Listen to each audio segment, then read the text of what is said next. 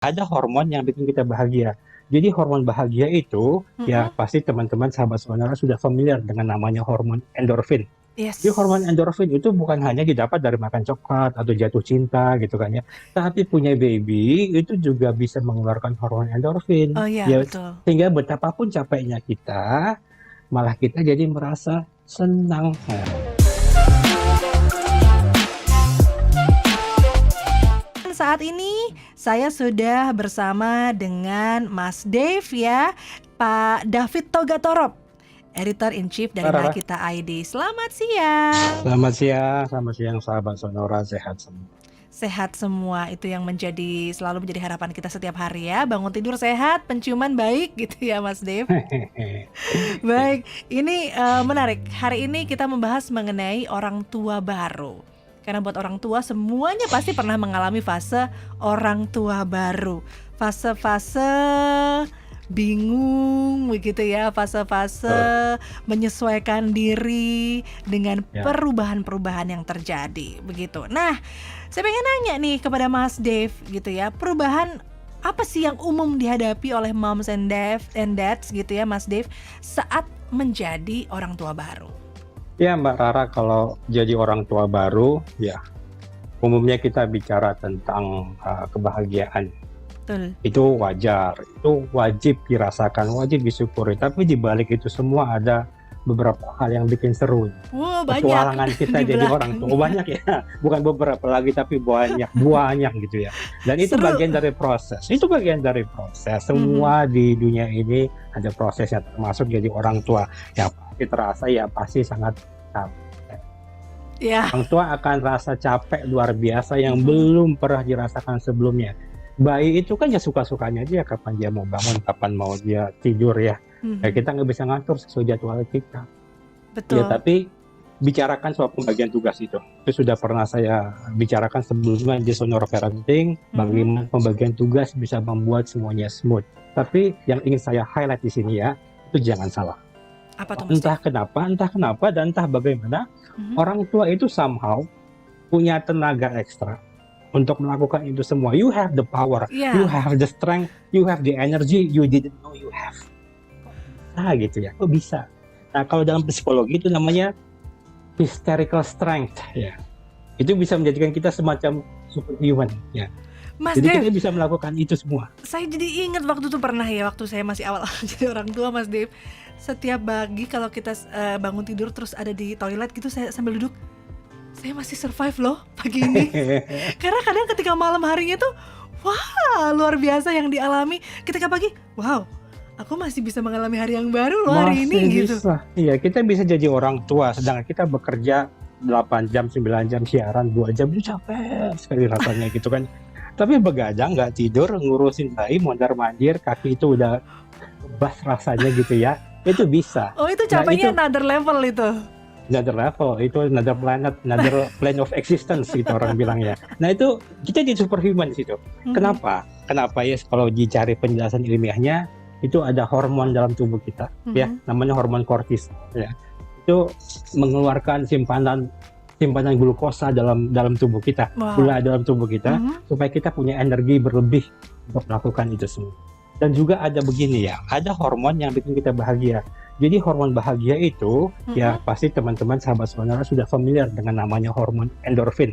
Yes. Jadi hormon endorfin itu bukan hanya didapat dari makan coklat atau jatuh cinta gitu kan ya, tapi punya baby itu juga bisa mengeluarkan hormon endorfin. Oh iya, Ya, betul. sehingga betapapun capeknya kita, malah kita jadi merasa senang. Nah, jadi juga bisa bikin kita merasa bahagia.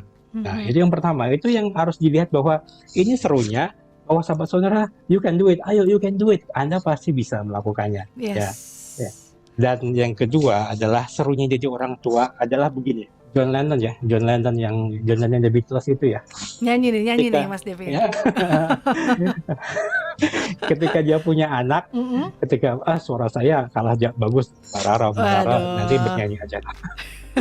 Nah, John Lennon ketika baru punya anak itu, dia bilang, I did not touch my guitar for 1 whole year. Dia nggak menyentuh gitarnya, dia nggak main musik, jadi dia di apartemennya saja di New York itu ngurus anaknya selama setahun.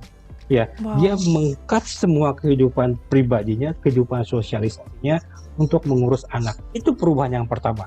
Dan kalau kita mendedikasikan meng-cut-nya itu sebagai sesuatu yang kita nikmati, itu akan seru.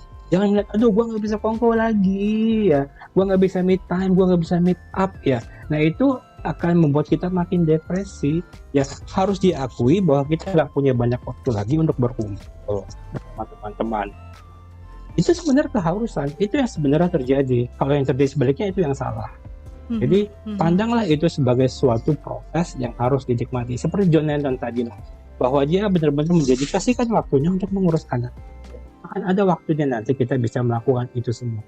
Akan ada waktunya nanti kita akan rindu begadang-begadang tadi, merasakan hormon endorfin mengurus anak kita. Nah, Iya, kemudian iya, serunya iya. lagi adalah bagaimana mengurus ini ya, mengurus financial plan di keluarga gitu kan ya. Wah. Nah, ya karena begini, kadang itu salah perencanaan ya. Ya Mhm, kalau moms dan dads itu expecting gitu kan ya, itu seru. mhm. Ya baby shopping gitu kan ya, beli ini, beli itu, Wah, beli itu itu. seru banget. Padahal itu sebenarnya ya oke itu perlu, tetapi harus di-listing mana yang perlu. Ketika nanti sudah menjelang HPL atau sudah melahirkan, itu akan banyak tuh teman, saudara memberikan gift gitu kan ya. Betul. Dan itu akan double Ya. sehingga nggak terpakai gitu kan ya. Jadi belilah, lengkapilah basic needs yang benar-benar harus ada di H1 sampai H7 itu. Nah selebihnya nanti direncanakan kemudian apa kondisi bayinya, apa yang diperlukan ya, supaya ketika masa expecting itu benar-benar investasikan keuangan untuk tabungan. Ya, orang bilang dalam pandemi ini cash is king, ya boleh lah. Mhm, Boleh juga investasi dalam bentuk-bentuk yang lain, boleh lah. mhm. Tapi yang penting adalah cermat anggaran. Jangan sampai ada pembelian yang tidak perlu. Cermat anggaran ini memang menjadi euforia ibu baru. Soalnya ya Mas Dave, kalau baru punya anak pertama tuh semuanya pengen dibeli gitu kan. Ya betul Kalau betul. udah anak kedua ketiga udah lebih santai, masih ada yang lain toh ntar juga nggak kepake, udah tahu nih gitu. Tapi kalau ibu baru, ini orang tua baru, bener-bener euforianya luar biasa, semua pengen dibeli ya. Sehingga Ya tadi perlu betul. dicermat dalam berbelanja, begitu ya Mas Dave ya. Mhm.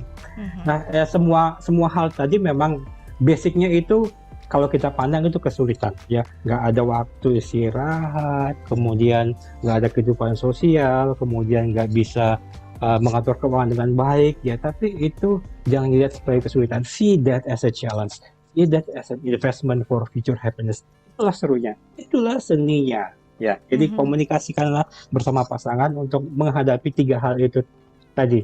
Dan kuncinya adalah point of view-nya harus diubah, bahwa itu adalah sebuah kenikmatan, sebuah Yes. keseruan.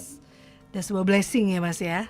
Yes, betul. Oke baik, Mas Dev, kita akan jeda dulu ya. Nanti akan kembali lagi sahabat sonora membahas mengenai serunya menjadi orang tua baru, atau kalau anak kita nih menyebutnya survival parenting. Kehidupan penuh tekanan semasa pandemi ini jadi pelajaran penting, Mbak Rara. Mhm, Bahwa mhm. kita harus belajar menghabiskan waktu dengan anak dan memahami menjaga emosi sebagai orang tua.